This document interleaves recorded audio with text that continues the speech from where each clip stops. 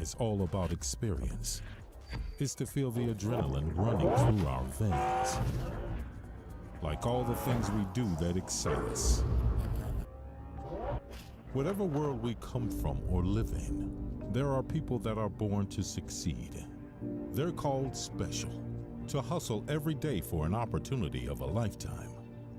Looking for the challenge to shape our future is something that's in our DNA. A privilege just available for a few. Traders, we see things differently, paying attention to every small detail that would maybe go unnoticed by the common eye. On or by the edge is on the ground. Hello, Janar. With a constant strive for glory. Very good. How are you? Seeking for I'm a new sleeping. tomorrow. I did wake up some Do minute you back. feel special? Oh, wakey. Take back control of your investments. How the week is been. Yeah, it's a very quiet week. Yeah, no news.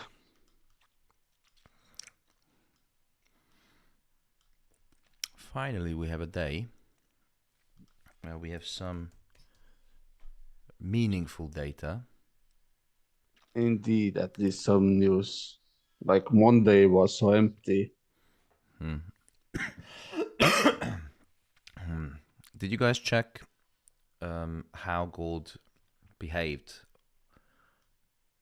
last year during the Jackson Hole Summit? No. Good morning, by the way. Morning, Mike. Tell us, how did it behave? Let's see. Trading stays. I'm going to turn off this one. Yeah. One of my charts I actually had, maybe it was the CPI chart, where I had it marked. What happened last year during the Jackson Hole Symposium. Let me find it.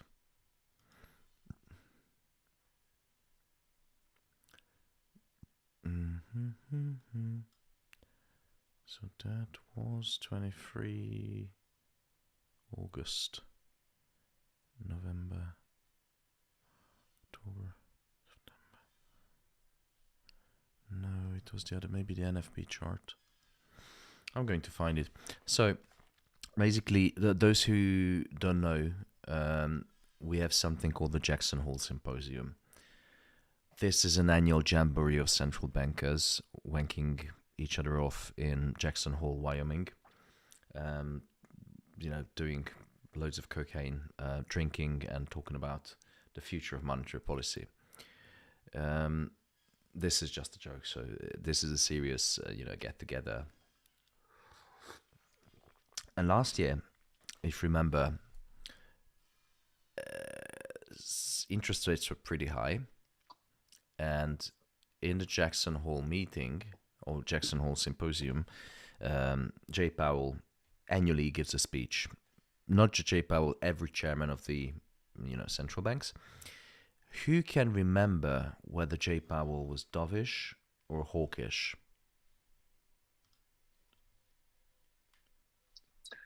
I believe it's hawkish. Mm-hmm.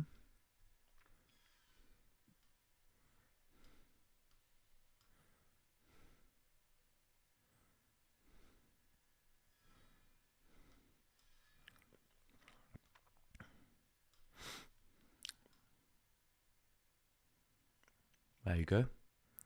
No, actually, sorry, that's 2022. Where's 23? Oh no, it's not this chart. But I had a chart specifically marked this particular event. So I'm going to go back to the normal chart. And by the way, before we do that, let's have a look on the open positions. So I closed down 50% of the position. I booked about just over £1,000 profit on the gold sell this morning. I wouldn't be lying if I say that I was 100% sure it's going to sell off, because I wasn't really sure. If you look at the chart, price is moving really sideways, was moving sideways. But the reason why I saw this morning is yields getting hammered. So money is flowing out from bonds into, what do you think, risky assets? Stock. Yep, risk assets. Look at the stocks. It's almost back to where it was a few weeks ago when the meltdown, the panic selling started. So I sold for two reasons. Yields got hammered. Money is flowing from risk on to risk off to risk on assets. The other thing is the market sentiment is really, I think, priced in pretty much the rate cut, which is going to be announced by Jay Powell soon. Any questions so far? Well, I still hope no cuts. Who knows? I think they're going to cut, but it's going to be purely, political, just to show that yes, they actually doing something. They don't want to tilt the economy into a recession, but they're not going to cut aggressively because November is election, so it's going to be a tough one. They're not going to intervene. They don't want to intervene into the presidential elections. So the next thing we're going to find is August 2023. Let me go to the daily chart. Maybe it's somewhat easier to see. So 2023, September, July, August.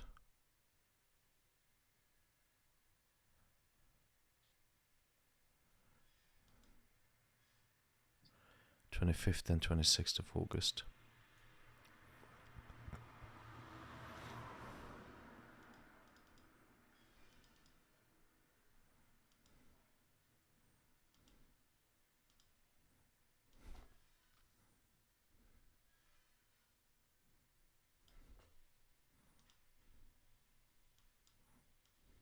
Good afternoon, everybody. Good afternoon, Thomas.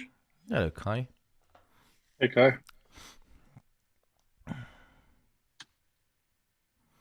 So 25th, this was the time when Jay Powell set foot on the stage.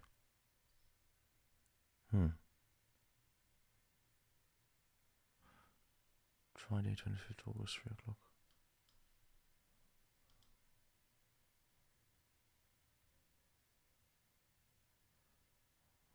I can't remember what happened, but I know exactly that this on this day a year ago, Jay Powell confirmed the first time that yes, they're looking to the probability of cutting interest rates, and this was this is important because the reason why we're focusing on Jackson Hole today and mostly tomorrow is because Jackson Hole Symposium has been historically used by central bank chairs to confirm the future of monetary policy.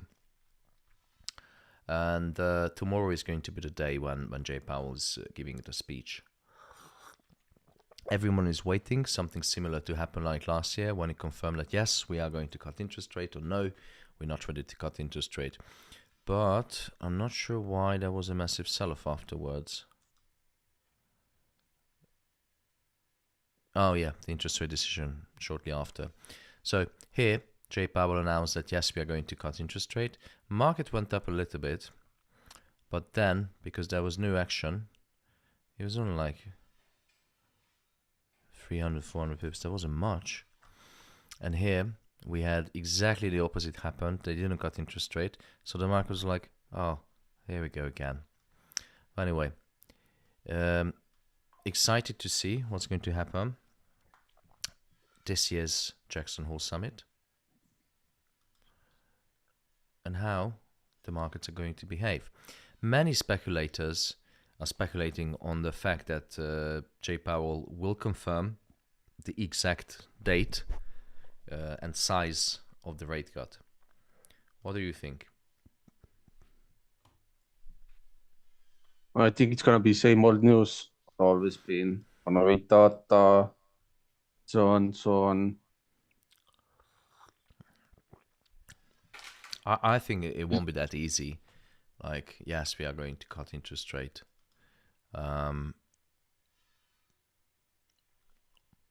Or maybe yes, who knows?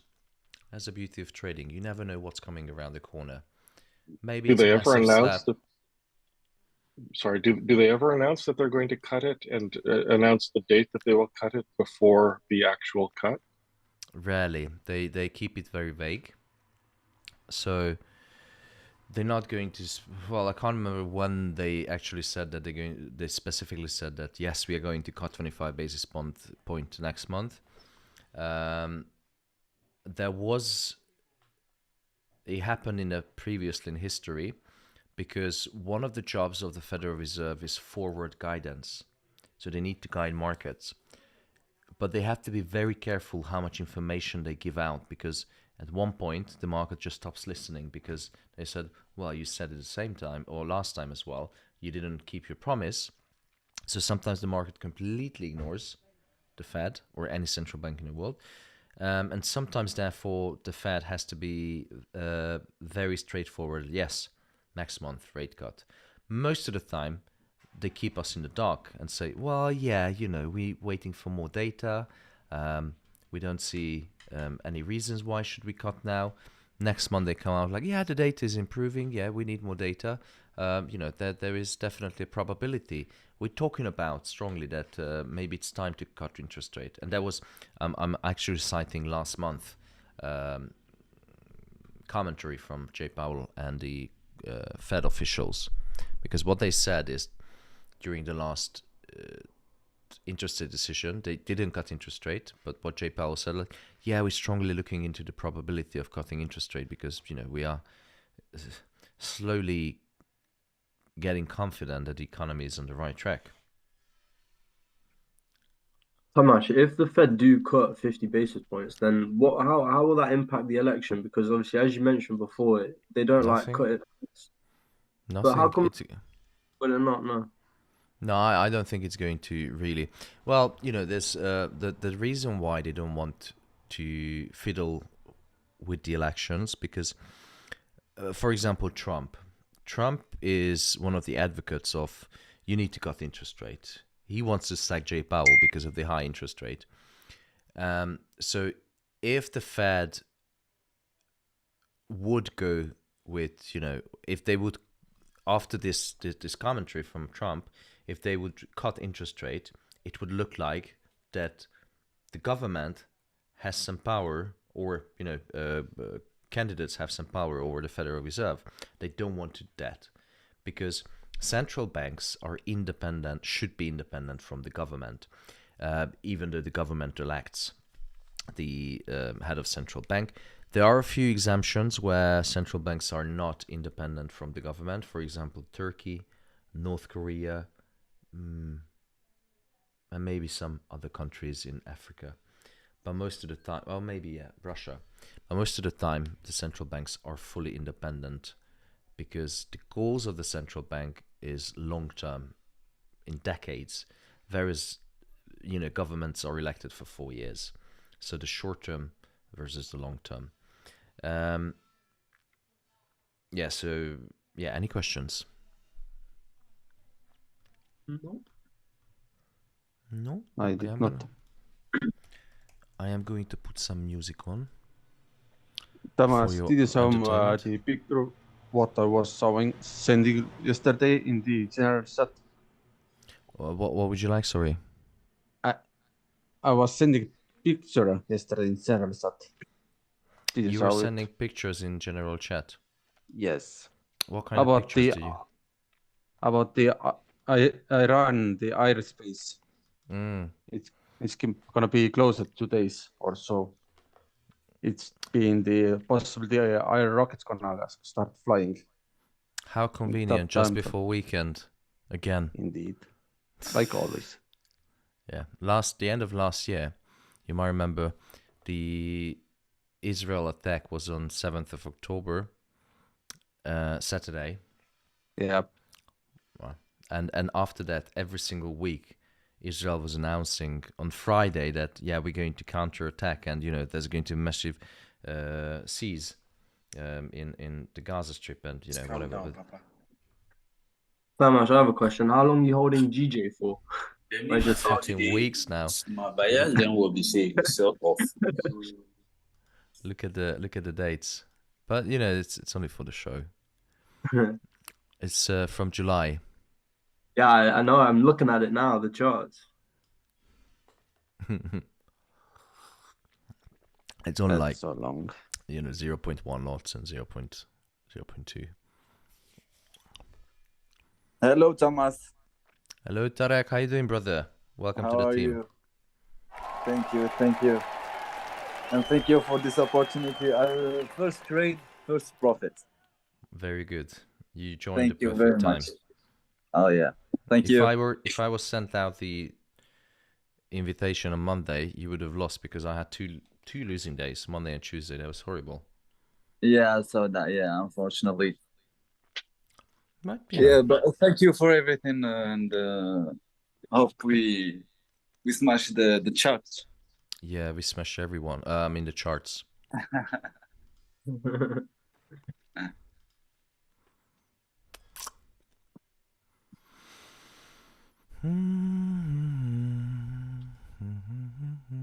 All right, we have 28 minutes until the first data release, which is going to be jobless claims. So we should do some analysis in it. Yes.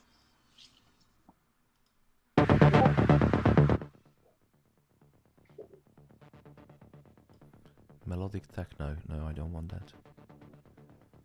Jersey Club.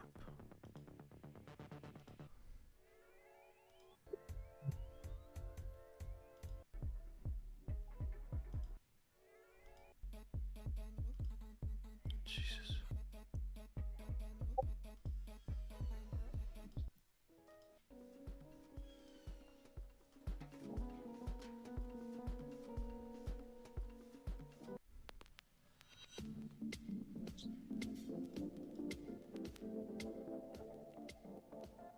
Very good. All right.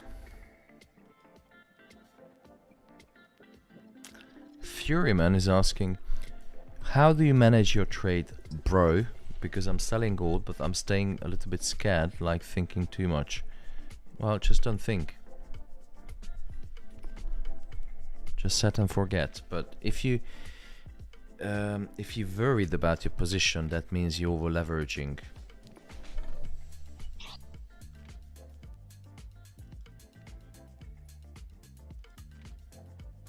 Ooh, gold is melting.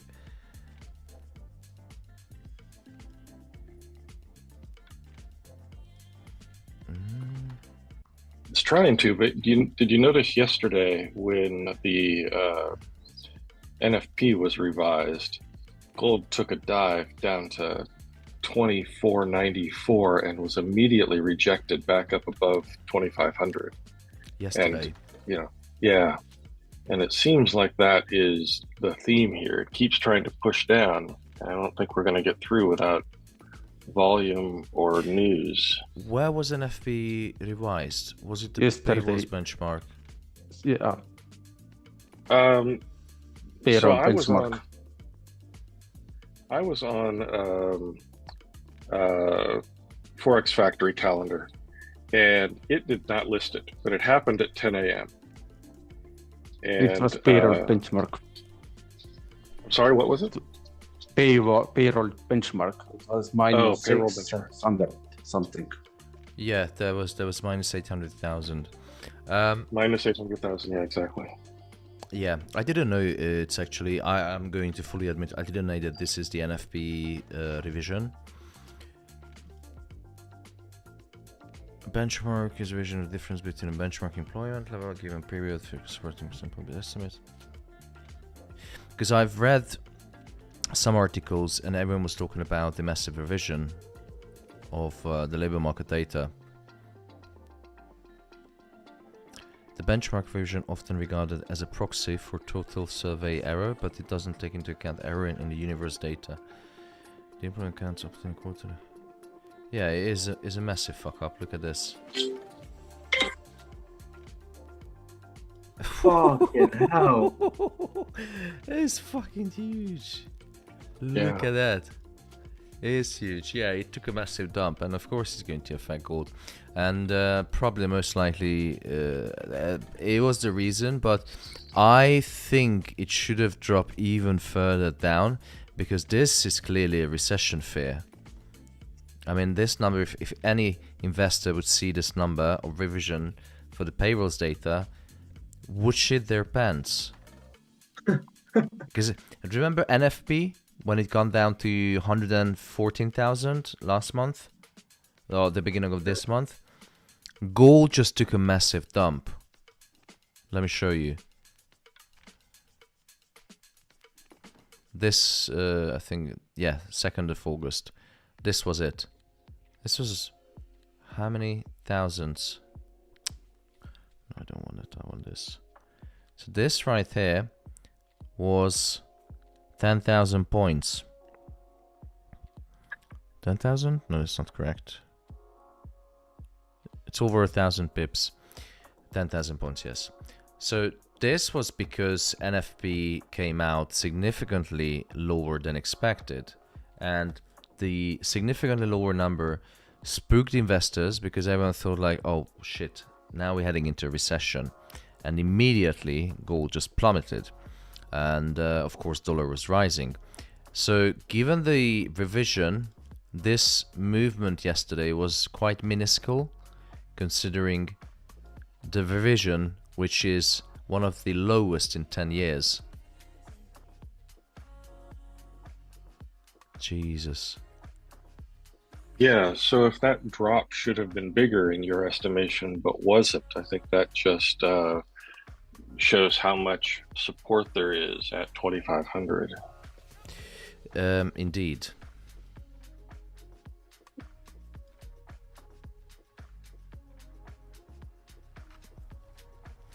Well, the other thing is,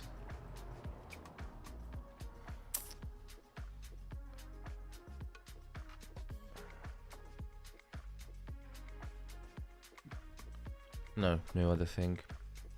Yeah, it should have dropped way more. But who knows? The market is very weird recently, and bear in mind that it is one of the quietest 2 weeks of the year, especially in Europe. Almost every market is flat because you know, people go on holiday, compulsory holiday in Europe for 1 or 2 weeks, and you know, back to school preparations. I think 2nd week of September when we get that really good liquidity coming back to the markets. So let me just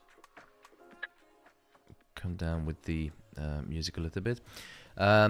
Let's talk about the upcoming data, which is going to be the jobless claims. Now, given what happened with the payroll data revision yesterday, which was a scary revision, we could have some surprises today with continuing and initial jobless claims. Now, who knows how to trade jobless claims? You do. No, all of you can. All of you know. Yeah, what do we look at first? What do we look at first? Continue. No, but in general, what do we look at first? It doesn't matter. It's forecast. The forecast. What is the forecast? Middle, that 100. Higher. What does a higher number means? Inflationary. Kai. I'm going to slap on your hand. Come on. Shit. If Come jobless on. Don't help him. He knows the answer. All right, Kai. Please, can you come forward and explain to me what does a higher jobless claims, initial or continuing, doesn't matter. What does it mean? What if it's higher? Yes. It means it's deflationary because there's more people not working, so there's less money being earned, which means there's less money being spent in the economy.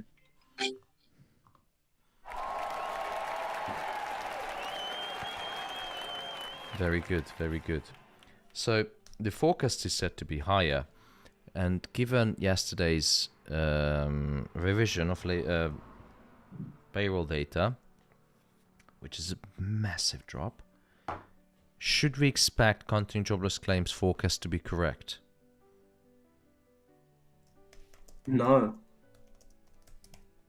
I think, Kai, yeah. I'm going to slap you, Kai. I don't think. Oh, So payroll yeah, data yeah, got sorry, revised yeah, to the yeah. downside. Payroll data got Oh, revised to the downside. More people, let go. Yeah. I'm getting Well, confused, sorry. Yeah, It'll be higher, maybe. yeah. Yeah, not that I'm maybe you high, but is so the jobless claims should go up. We don't know it's gonna go up this week or next week because clearly there is a lag in the data. But based on the actual data, we can expect jobless claims to be correct and to be higher. Now let me send out the game plan and the signal to the group members, and I come back to you. Jobless claims.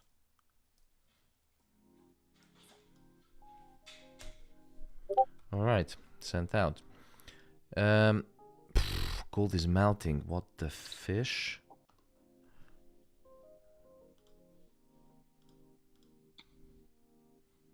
Very nice. Who's in the cell? Waiting to buy.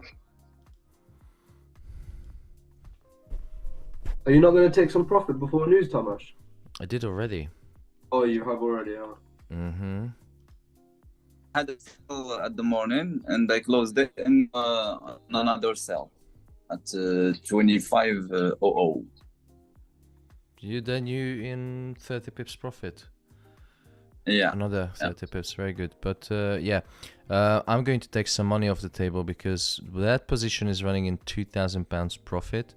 So it's way too much money to leave it on the table. So what I'm going to do is I'm going to wait. I'm going to close down 2 full lots. There you go. So £1,600 booked. Another 1,600.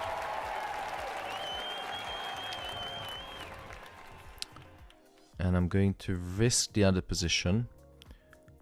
In break even. Well, yeah, in break even. And run the risk. To be closed out. But the profit could be also very generous, £5,328 if it drops. So maximum I can lose is £70 plus the floating profit, but we don't really count floating profit because the only profit is what you close in it. Yep. All right, 275 people watching the stream. Please hit the like button now. And what I'm going to do, since we have 16 minutes to the jobless claims, I'm going to help people on, whoever joined the stream, because you guys are already in profit, you know how to trade it. But those who don't know how to trade jobless claims, here's my game plan. So the first thing we do is look at the data it's coming up, which is the jobless claims. The forecast is set to be higher, which is very much in line with the revision of payroll data yesterday, which was revised to almost a 10-year low. That is scary. So this revision to the downside means that the jobless claims should go up. So the forecast seems to be correct. We don't know if it's going to be this week or next week, but the forecast seems to be correct. Now, if the forecast is correct and jobless claims, continuing and initial jobless claims, is increasing, and if it's significantly higher, so it's beyond the standard deviation that usually deviates from whether the forecast or the previous data, so if the standard deviation is beyond the normal, then what we're going to see, if jobless claims is higher, then gold should go up or down. Oh. Yep. If jobless is higher, then it's up. here's a catch. If it's just higher a little bit or in line with expectation, and what if it's crazy significantly higher? Like, remember what happened at NFP? Data was so freaking low, number of jobs created or jobs taken up was so freaking low that it resulted in the opposite effect. So we have to put higher jobless claims. Yes, gold is going to go up, but we have to add another one, extremely higher jobless claims, which is completely the opposite effect. Do you follow me? Yes. Not really. So, because what happens, Kai, if the jobless claims, so what happens if so many people got laid off, got unemployed, but we're talking about, you know, very big numbers outside the standard deviation. Does it mean that the economy is doing very well? No. So there'll be fears of a recession or something like that. Fears of recession. And what do people do when they fear of recession? Take their money out of risky assets like gold. Yeah, and where do they put the money? Well, gold isn't risky because it's safe haven, but you know, it's a weird one because by textbook economics, gold should go up in recession, but this is not recession. This is the fear of recession, and during turbulent or tough times, cash is king, right? Yeah. So if we have extremely high jobless claims, then the fear of recession is going to kick in and gold is going to sell off. If we have just higher jobless claims, then just as normal, you know, gold is going to go up.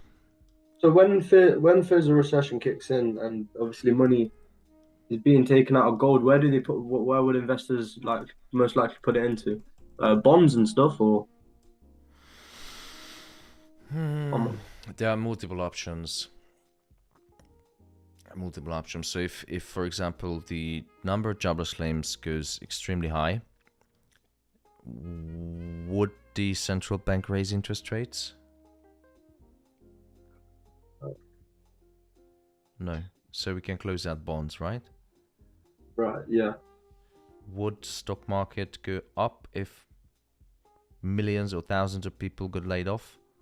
No, Probably not, because you know there's no purchasing power then if they don't get salary. Yeah. Then what other assets do we have, Guy?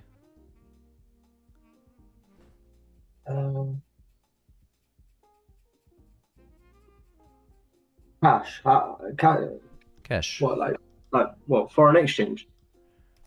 Dollar. Right. So if it's lower, then everyone dollar. Or you can look at the global yields, because if this country goes into the bin, because you know recession is about to kick in, most likely central bankers are going to cut interest rate. Then what investors are going to do is they're going to look at, okay, so if the US is out of the game, who else is going to offer me high returns for my money? Right, the UK. Yeah. And what about Japan? USD Japanese yen? No. So it is, I love this game.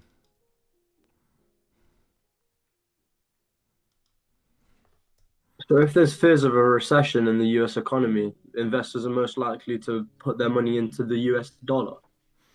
We'll find out. So sometimes it's not this easy. It's not that easy. Sometimes the narrative is a bit different, and sometimes investors, for logical reasons, they choose completely different assets. Sometimes assets you would not think of in your dreams, but then you start thinking, oh, okay, so that's why, for example, the Mexican peso went up, or NASDAQ went up, because despite the recession fears. So we can speculate. It's always good to. It's better to be a gardener a warrior in a garden than a gardener in a war.